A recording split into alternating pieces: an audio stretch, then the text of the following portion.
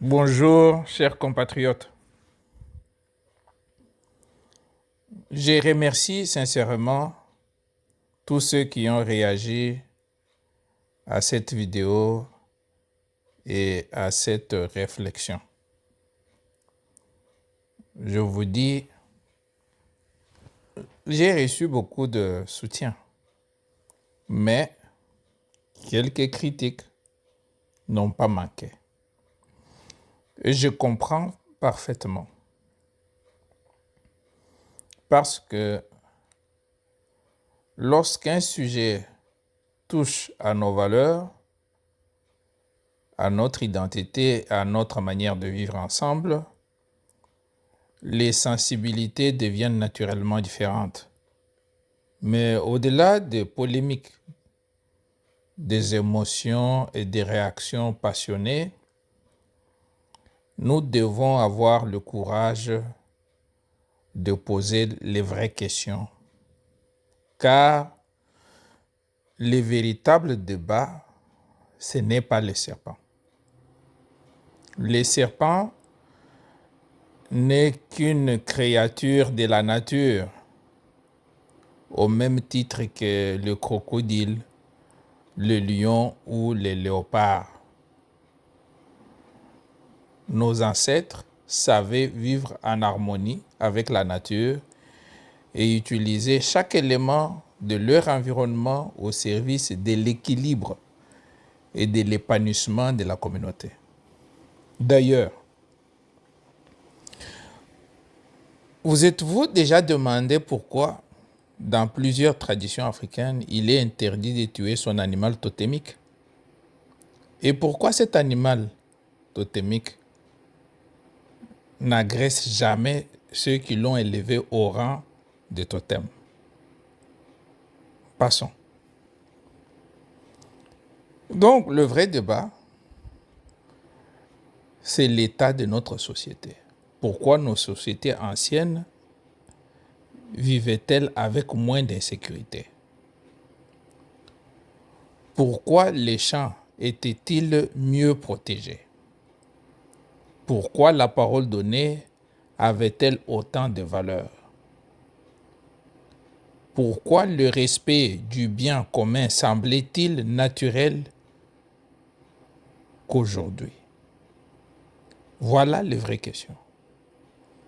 Mon intention n'est pas de glorifier aveuglément le passé. Mon intention n'est pas non plus de rejeter la modernité, la science ou les institutions modernes.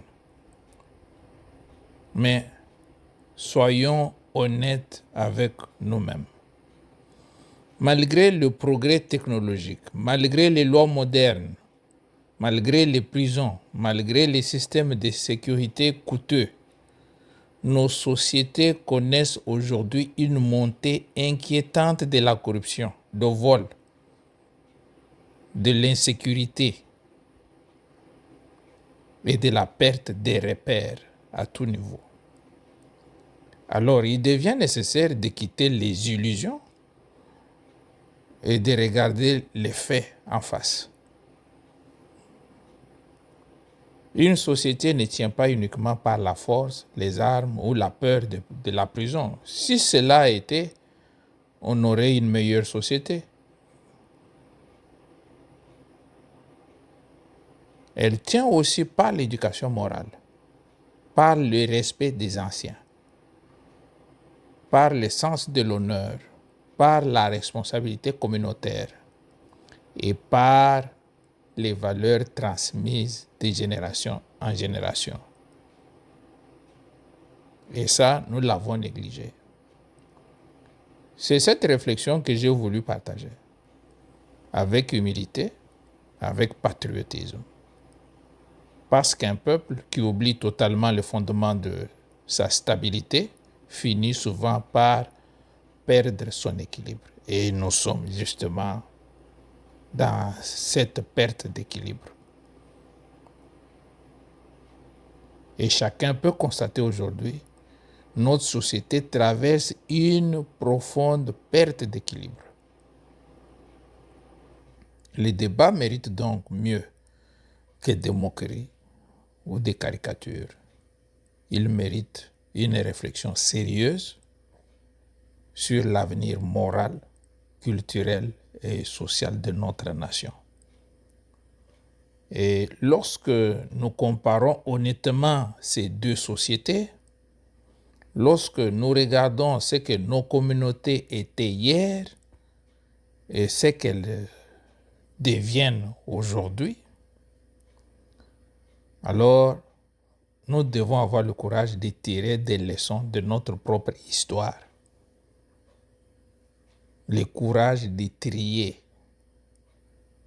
le courage de récupérer ce qui contribuait réellement à l'assainissement moral de nos sociétés.